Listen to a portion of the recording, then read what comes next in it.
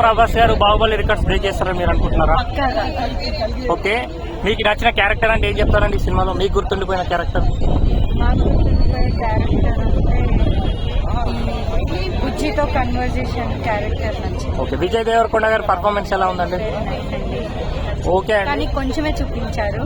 Okay, Kamal Haasan గారు negative role లో చేశారు కదా, ఓకే అతని పర్ఫార్మెన్స్ మీకు ఎలా నచ్చిందండి? బాగుంది. చాలా తక్కువ ఉందని చెప్పి చాలా కొత్తగా మంది, ఉంది, న్యూగా. చాలా తక్కువ టైం ఉందని చెప్పి చాలా మంది డిసప్పాయింట్ అయ్యారు. మీరేమంటారండి? అవును, చాలా తక్కువ ఉంది. బట్ సెకండ్ దాంట్లో ఉంటుంది అని ఐ హోప్ దట్. మేడం, మీరు ఈ సినిమాకి రేటింగ్ అంటే ఎంత ఇస్తారు? 100 to 100.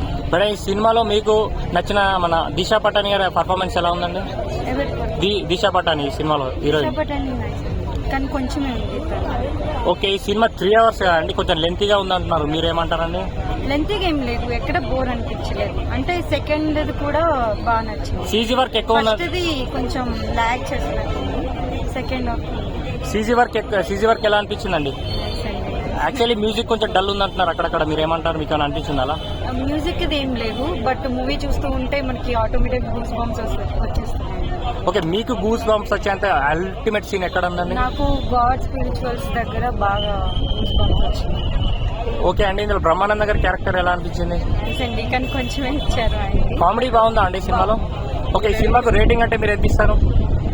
అట్లా చెప్పలేదు. 5 out of బాహుబలి కంటే బాగుంది. బాహుబలి కంటే బాగుందా? ఓకే, ఈ సినిమా పార్ట్ 2 కోసం మీరు వెయిట్ చేస్తున్నారా? పక్కగా. Okay madam, thank you.